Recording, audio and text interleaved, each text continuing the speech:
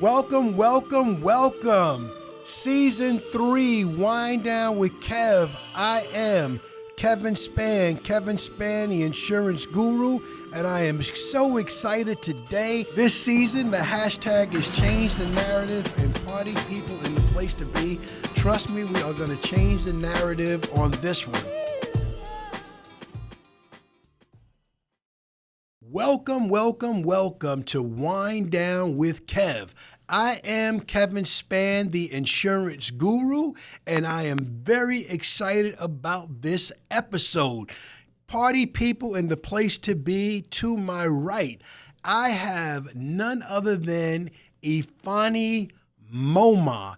Ifeanyi Momah, yes indeed. Local high school legend, Boston College graduate, former NFL player. We're going to talk all about that.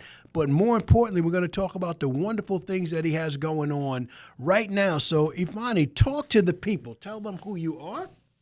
Absolutely. So, Ifeanyi Momah, I go by Mo, most commonly. Most people know me as Mo. But yeah, like you said, I'm from Long Island, New York.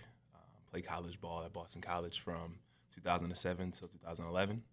Great experience there. Obviously, a great academic school and athletics. And obviously, like you said, actually, pursued NFL career afterwards. Played for about 5 years, and there's a lot of things that happen, right? A lot of bumps and hurdles to climb over in between there. So yeah, career for 5 years in NFL. Played for 4 different teams. Started out in Philadelphia for 2 years.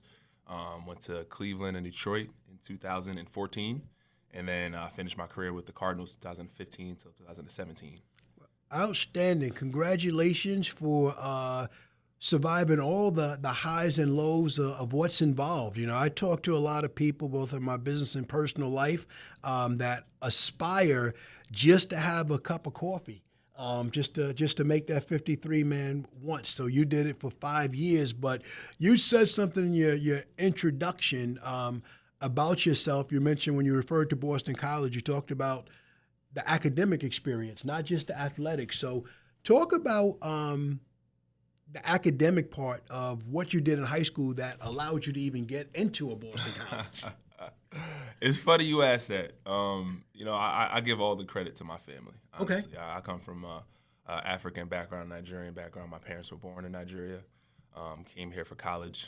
I had me and my siblings in New York. And when they had us, the whole mentality was, they didn't come here for us to slack off, right? So we had to take the academic aspect of life very serious to make sure that we had a good career that we can to fall back on, that good foundation. So throughout high school, I was just like every other kid. I messed up. My grades weren't great. They weren't great, but they were good enough. And towards the end of my high school career, I took my academics very seriously. And it was a struggle because of the mistakes I made early on. I had to take the SAT a couple times to make sure I got a good grade. And by the grace of God, Boston College came through. They offered me, and I was able to get through clearinghouse. And at that point, when I went through those struggles, I realized that I had to take academics as serious, if not more serious, than my athletic career, and also take advantage of the school itself. Right, BC is a phenomenal academic school. They're known for being an academic school first and foremost. And so I made sure that I took that serious. I got myself into economics. Yes. Got a degree in that and also communications. And then also pursued a graduate degree. And I was able to get my MBA from Boston College, too. Outstanding. I looked at your LinkedIn profile and I saw the graduate degree there as well. But I'd be remiss if I didn't go back to your beginning, which is your folks making the decision to come from Africa, specifically for you and your siblings to have the opportunity. I think I saw on IG that you posted something thanking your dad and your mom for the sacrifice that they made. So talk to me and talk to the people about how they came up in Africa and how they came about that decision in Nigeria specifically to make the decision to come to the U.S. and not to slack off when they got here. Absolutely. My dad, he harps on this. He talks about it all the time. He was the only one out of all his siblings to come to America. Your dad is one of how many? 6. One of 6. 6. Yeah. So he was the only one initially to come out. And then, of course, more people started to follow suit. My aunt came, and it started out with a lot of people living in one house, right? My aunt, my dad, they all put in to buy a home in Long Island, in Huntington. And from there, more and more people started to come. And our home was more of a revolving door. Right? Okay. People that wanted opportunity, people that wanted to get citizenship, people that wanted to find success in America would call our family first and foremost. And it was just by chance that my dad was able to get here. You know, he was in the lottery, and he got that pick and got an opportunity to go to NYIT, did engineering, and bumped around from job to job early on, but then landed a job with the New York DOT. Okay, outstanding. And made that career last until he retired in 2011. So, like I said, we always had people coming and going and trying to help people get on their feet when they came to America. And me witnessing that, me seeing my family coming and getting different opportunities, but also seeing the grace of my parents, you know, was truly a blessing for me. And Mo, it's okay if I call you Mo. Of You said I call you course, Mo. It'd be yes. easy. I won't mess up the pronunciation. A lot of people listening to this podcast may not know how the lottery system works. So that what an honor and what a chance it is for someone to have a chance to come to the country. So what did your dad tell you about the lottery system, about how he had to enter to put his name in and what it meant for him to win? Oh yeah. So, you know, my dad was you know, very close with his older sibling, my uncle.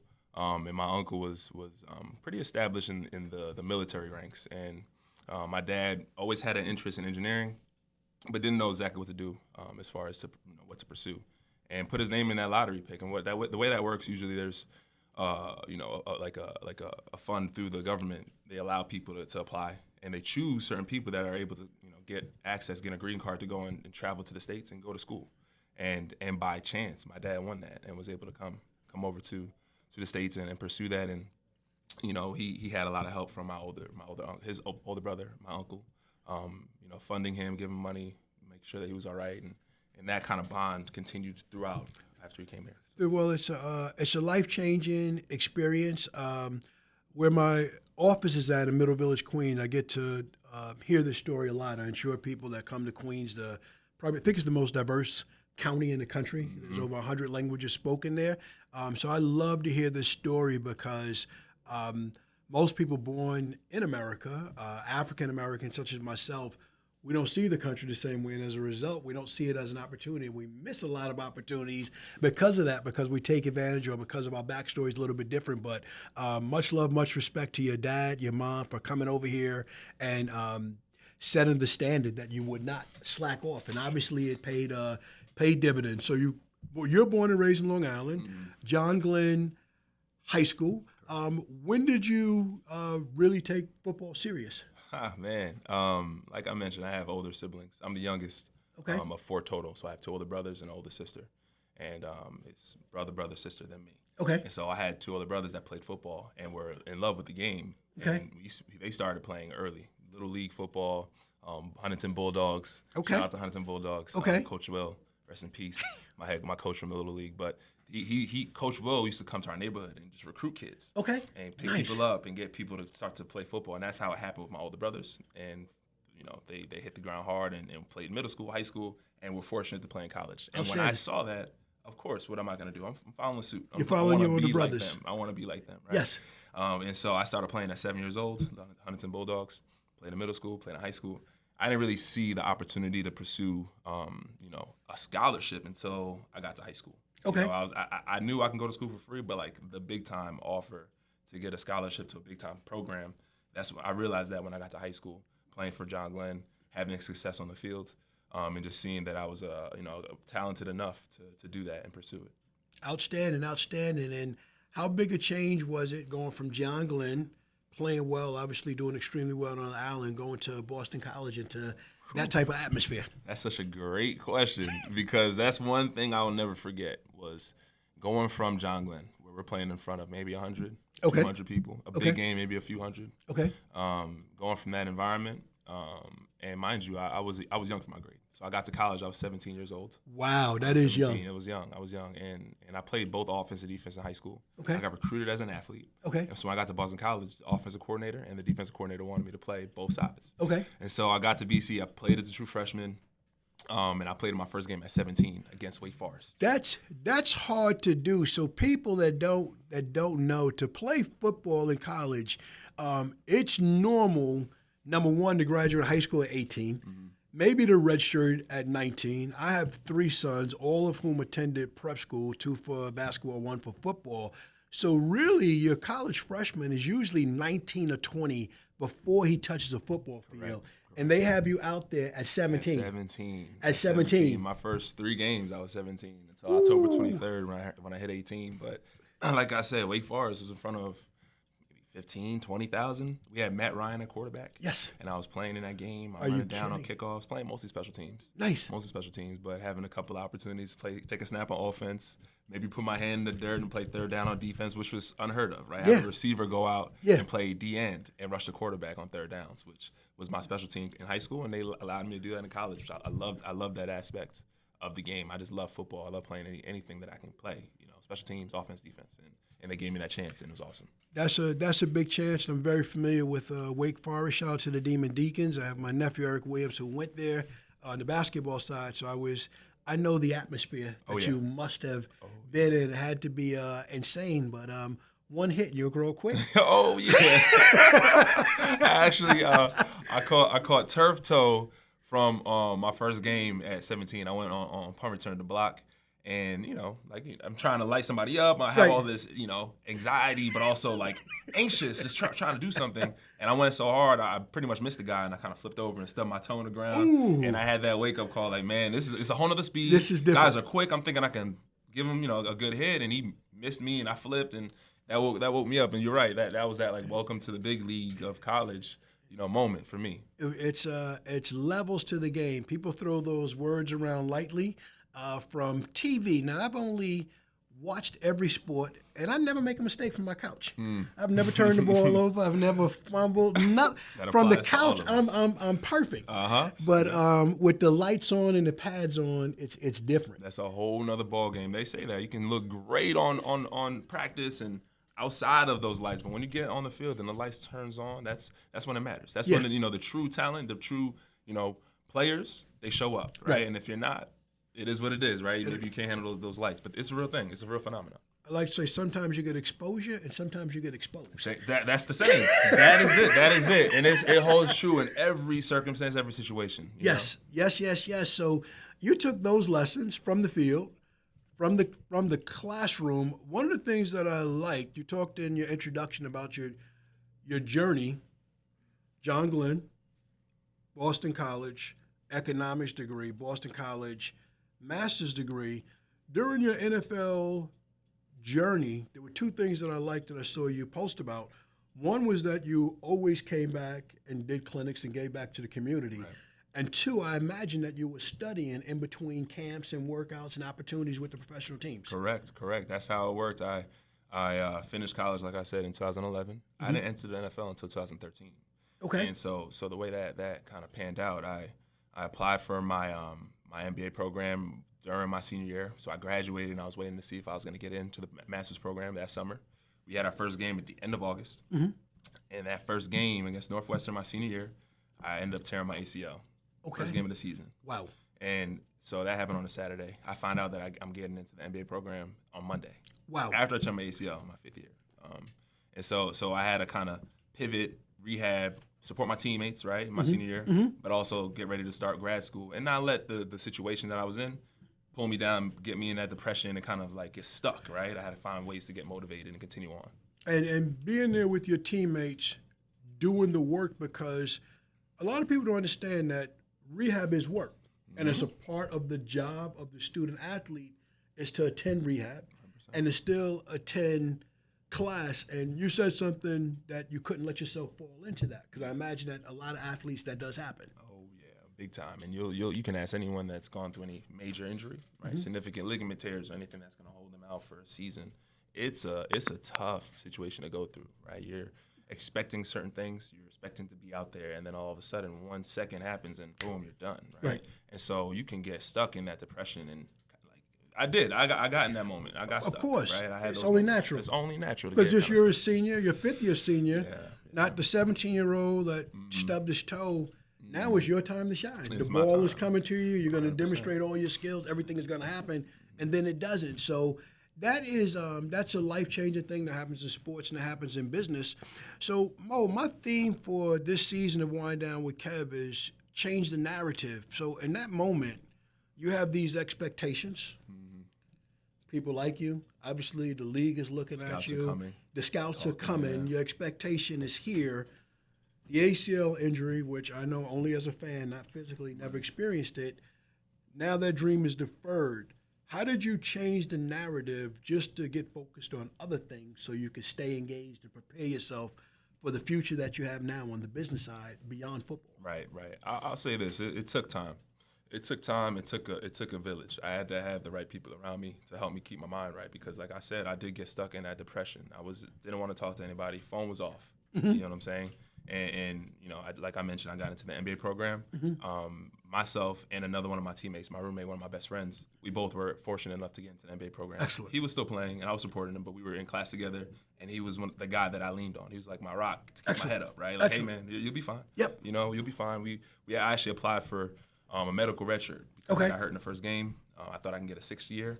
Ended up getting turned down by the NCAA, which was a whole nother story. It took like months. The season ended, and I still was waiting to hear if I can get a 6th year. So by the time I got that I got deferred, that's when I kind of like went back into depression.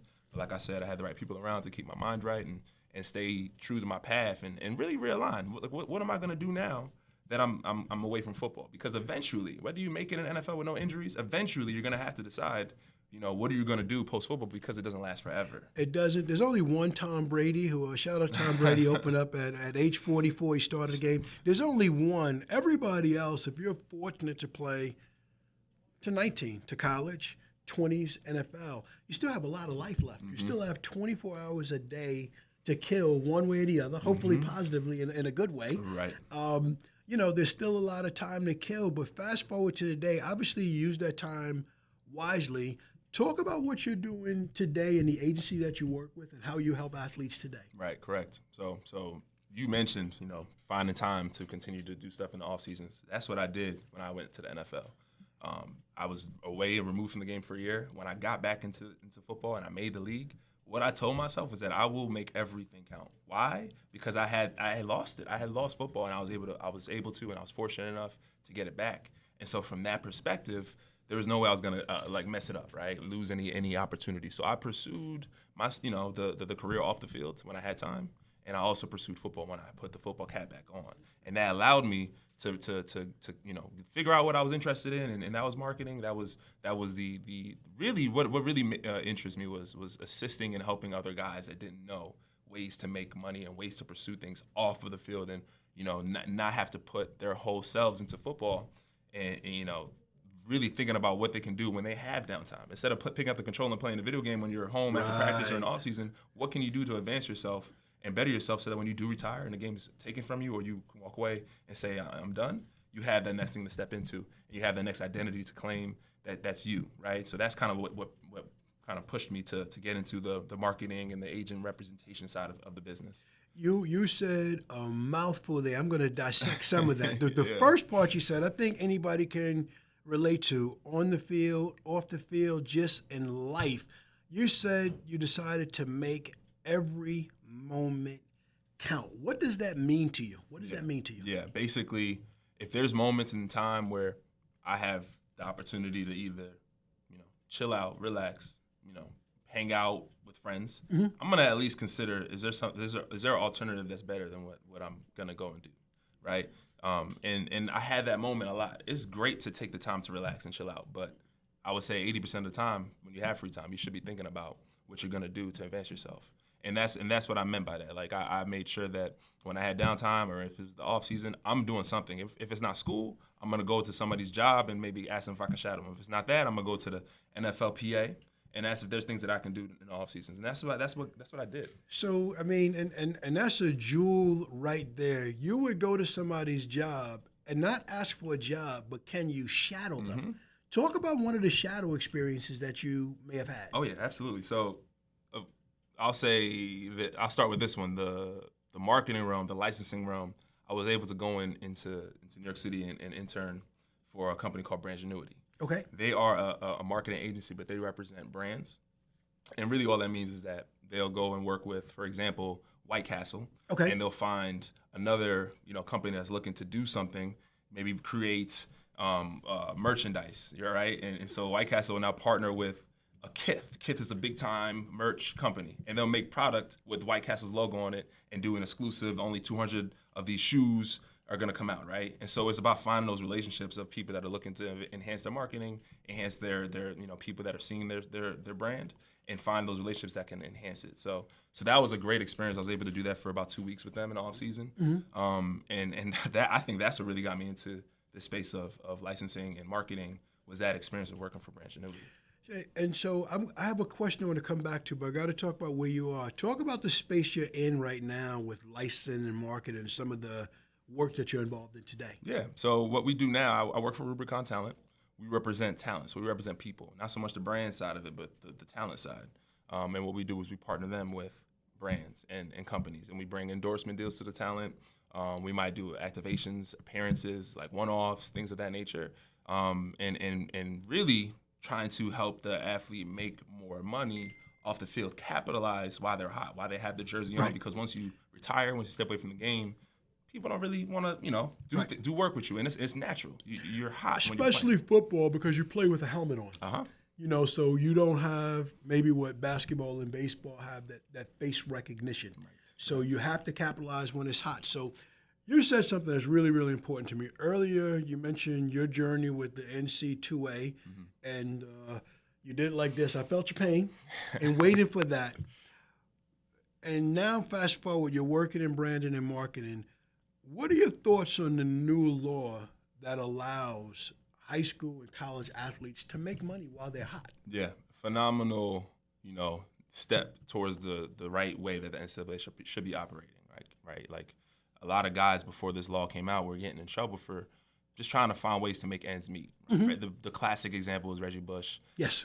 Getting an opportunity to give his parents an apartment to come and watch him play, and he lost his Heisman Trophy for that. Right. It's ridiculous, right? So the guy was bringing in tons of money to his school, the face of the program, and he can't even get $1 to help his parents come and watch him play. It's crazy. So now that we're actually a lot of these laws and we're able to capitalize on who we are, it's just a great moment in history to allow these athletes who are, they're valuable to the schools, right? They have their jerseys in the bookstore, and the school's getting money off of their name, image, and likeness. Why can't they get a little money to take care of themselves and their family? I agree 1,000% on every single level.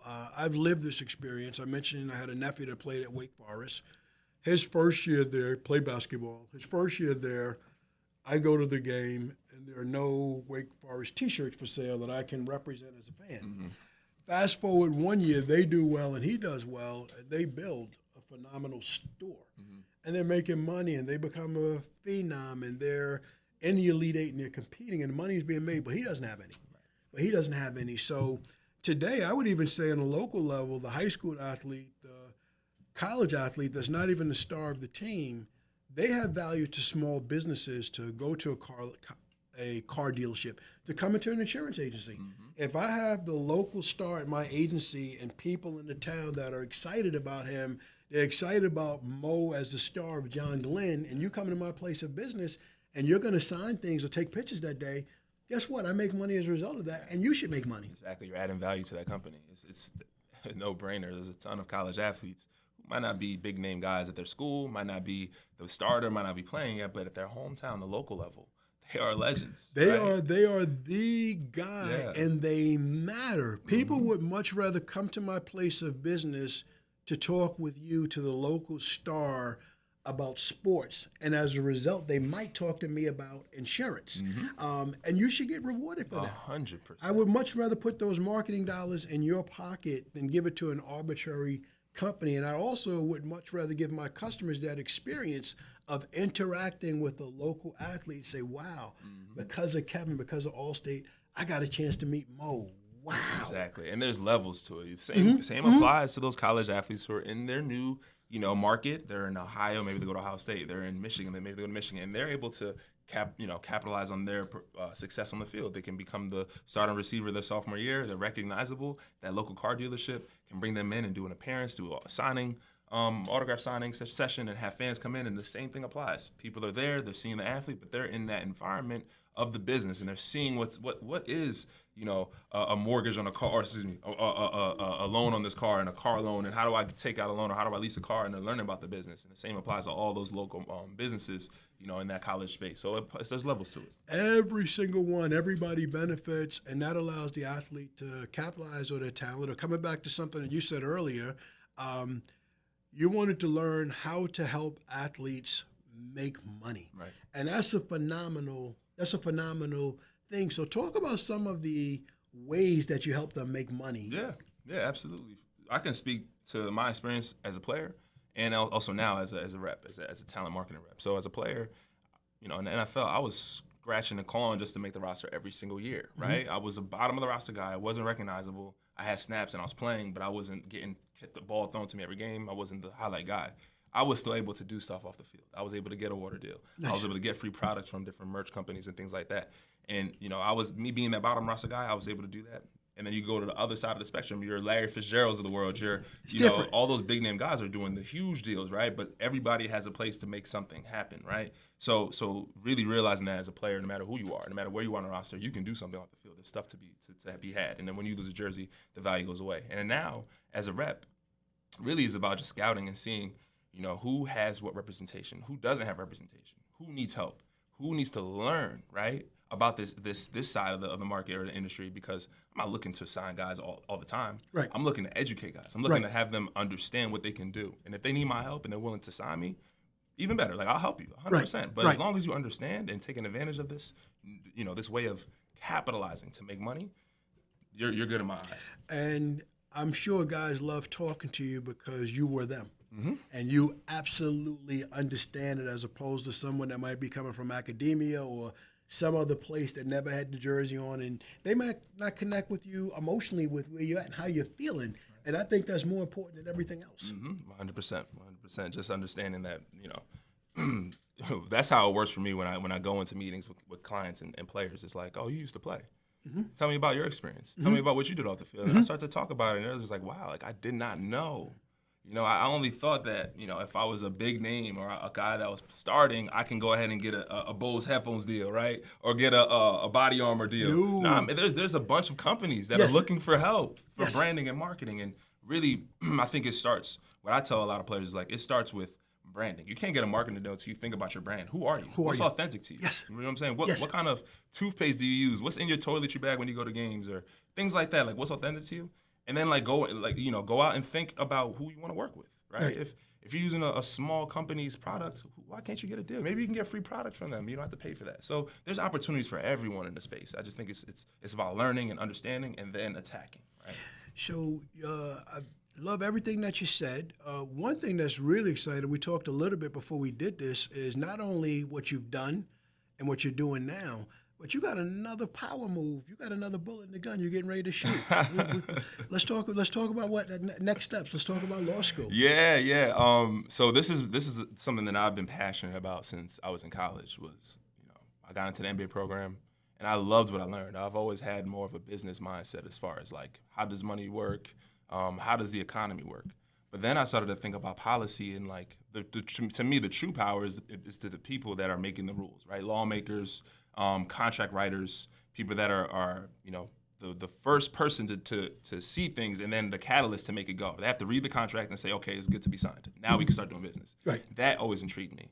And so when I retired, trying to figure out what I really wanted to do in the long run, I figured that law school would be the route that I would want to take, and doing it in a way that was different. Not so much about going to law school to be the best and get the top ranking and go ahead and work for a top law firm and intern and then get a job. It was more about learning the law, understanding how to write and how to read in that lawmaker breath, right? And so I started to study back in, like, 2018. Okay. Took my first LSAT in, like, 2019 and took my time, continued to work.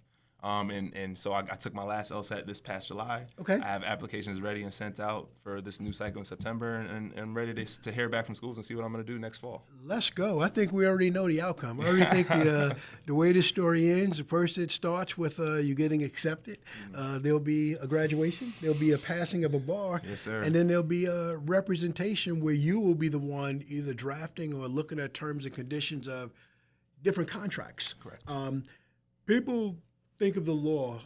I know growing up I had legal aspirations, lawyer aspirations, and I always thought of the law as criminal representation, but the law is so much bigger than that. No business deal really gets done until there's contracts. Without contracts, it's just conversations. Correct, 100%. There's just conversations, and I've been so fortunate enough to have a lot of mentors that I can lean on and ask these questions to and continue to learn from them. Because it's just, it's one thing to see what's going on and hear about it, but when you are able to sit down and see, like, oh, this is how it works? You know what I'm saying? Not so much like of me being on a computer and researching, but I'm able to go into somebody's office and hear about these things or look at contracts that were done and understand that it does start with them, right? And they are the person that's going to get things going, right? Nobody wants to do a deal without having it revised, right. Having it, to make sure that they're taken care of. And that starts with the lawyer. And you've seen good and bad deals, right? Oh, yeah. On the field, off the field, you hear about guys stuck in bad deals, so you know what you don't want. So let's talk about what you do want. So that is that's amazing. I'm excited for your future, and definitely excited about what you've done, but definitely excited about what's next for you. Right. Talk about your dad a little bit more. Yeah. Retired now, your older brothers. Is he happy with the outcome, that you didn't slack off, that you took the sacrifice very seriously? It's a great question because I mentioned it earlier. I come from that Nigerian background, and fellow Nigerians out there that are listening, I'm sure they can relate. Yes. African parents are very, very, very particular with what their kids do. You're either going to go to law school, you're either going to medical school, you're going to be an engineer. One of the three. No athletics. As you're saying it, I'm running fringe through my head that I'm going to tag on this because he's talking directly to y'all. I understand. They know and they understand. So I have three other siblings, and they all are in the medical profession. My sister is a interventional radiologist. My oldest brother is a pharmaceutical doctor. My second oldest brother is a physician assistant. And I was kind of like the black sheep. I didn't want anything to do with medicine. I didn't want anything to do with that side of the world, right? And so, I kept pursuing business. And being an NFL athlete, and my parents go ahead and go to parties and events and functions and talking to their friends and talking about what the kids are doing, and they will always talk about my sister first. Right. Then they'll talk about my oldest brother. Then they'll talk about my other brother. Then they'll get to me. It's like, my daughter's a doctor. But my son, he plays football. But my daughter, she's an interventional radiologist. Like, let me talk more about that. God. So my dad, of course, they're proud of me. Yes. But they've always kind of had that, like, academics is most important. And now that I am pursuing the law degree, my mom is there like, oh, my son's good. Be a lawyer. Now you can have seconds on Thanksgiving. Yes, You're good now. Yeah, I'm good now. I don't have to be in the back anymore. No. Well, definitely congratulations to you. Shout out to your parents, all that they've done to make you the man who you are. And shout out to you for the path that you've taken, what you've done for others during this process, and what you're doing now. You had one other thing I noticed on your LinkedIn between your internship and your shadowing and where you are today. You spent some time with the NFL Players Association. Correct. How much did you learn in that experience that's helping you today about what athletes actually go through? Right. That was such a incredible experience for me. I learned a ton from the NFLPA, and I'm still very close with the people there and the people that I was working under. But the things that I learned, I was able to work in the player development department. Okay. And the player development department or player affairs really department they were the ones that kind of created the opportunity for me to come in. I was a part of a fellowship program. I had to apply. It was a paid program, but it was very competitive, and I was chosen, thank God, and got this opportunity. But what I was able to learn was the player development side of things. How are the players that came into the NFL, played in camp, and then that was it, right? The career was done. How are they, being handled after they're retired, right? Who's assisting them? Who's helping them? Not only mentally with their mental, stability and fortitude to make sure they're not depressed or anything like that, but also, the process. How, what do you want to do? Who are you going to work for? Like, what is that thing that you're interested in outside of football now that it's done, right? So I got to learn a ton about the player development side and player affairs side. And then on the other side, I got to shadow people on the for-profit side of the Players Association. So I got to work in the NFL Players Inc. and learn about group licensing, learn about just licensing in general, right? How are they handling marketing for the players in a group setting, right? When a brand wants to work with a multitude of players, they have to pay for that. They have to get a license and pay the NFLPA for that. And then NFLPA takes that money and disperses it evenly amongst all of the NFL players, right? So it's, learning about the way that they operate to make sure the guys are taken care of, and the metrics of licensing and the metrics of player development has really been something that I've been leaning on now that I've left. I learned a ton, and I'm able to take it and utilize it in the things that I do now. And people, by metrics, he means money. It's a lot of money, and it's way more to the game and understanding the game. I'm a dad of 3 sons, 2 played basketball, 1 played football. But I'm all about the off the court and off the field life, and I mentor a lot of young people. So to young people that's maybe in high school, college, and have aspirations of playing football, what would you say to them first about what they should be doing academically, and second athletically, and lastly career-wise, what they should be thinking about? I think everything starts with discipline. I think to me, it's such a easy term that's thrown out a lot, but true discipline, right? Like self-control, knowing that you should be pushing yourself to do the most that you can when you can. So being disciplined enough to go to practice and bust your behind when you're on the field, being disciplined enough to, after practice, go into study hall, go into whatever to take care of your academics, and being disciplined enough to get home, shower up, eat your food, and get your butt in bed, right? Yes. Sleep, to me, Yes. is the most important part of everything. You Yes. can't really function at a high level if you're not taking care of yourself. Your physical Absolutely. health. So just having that discipline to make sure, when you're trying to accomplish something, you're trying to attain a goal, especially something that's of a high level where a lot of people are competing to get there, you got to start to think of yourself as a business and start to think of yourself as that thing that's going to get you to where you're trying to go. And you got to handle yourself in that manner. Take yourself serious, be disciplined. If you really want this thing, that's your rock. You got to lean on that discipline, and it's going to really, really help you to get to where you're trying to go to. No, I absolutely agree. And one other thing, you're in the branding space, license space, and legal space, and people think of brands, but everybody's a business, you said everybody's a brand. What would you say to young people, even professionals and college people that have access to all this social media, about how important it is from a young age to not post every emotional thing that pops into your mind that could be damaging to your future brand, regardless of how good you are? Oh man, especially now that guys are able to capitalize at a younger age, it's even more important to really be cognizant and understand what's the process, right? So to me, it's like being true to yourself, being authentic with what you're putting out there. Do that. Be true. Be real. Be real. But being real to a fault is a real thing too. You don't want to put yourself out there too much. You don't want to expose yourself out too much. You don't want to be on Twitter trolling or saying bad things. You know what I'm saying? But as long as you know that you're a good person and you're not doing anything to negatively hurt anybody, and that's who you are, then you can be true about who you are on social media as well. Portray yourself. Speak your truths on Twitter and post the pictures that are true to you on Instagram. But as long as you're not being detrimental to others and doing things that are really negative, that's the issue. That's where you run into problems. You know what I'm saying? Absolutely. I believe that 100%. Be a good person. Be good to other people. Don't be negative. If you have something that's not for you, just don't post about it. Right, and that's what I tell guys. Is like, what should I do? How do I rebrand myself? It's like, you don't have to go crazy. Just be true. What did you eat tonight? If it was good, you cooked something nice, post a picture of it, right? You might see something on Twitter, this player scored this, maybe somebody has an opinion about it. If you feel like what you're about to say it holds credit and it holds weight, and maybe a lot of people will agree with it, post it. That's who you are and that's what you believe in. Do it. As long as it's not detrimental, it's not attacking anybody directly, and it's not like something crazy, go for it. But just be authentic and be real. Be yourself. Yeah. Mo, this has been incredible. Just getting a chance to know you, to talk to you.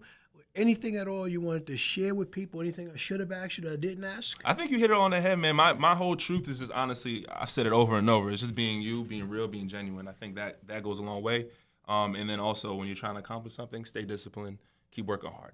That'll take you through life, and you'll attain success if you continue to work hard and stay disciplined. So.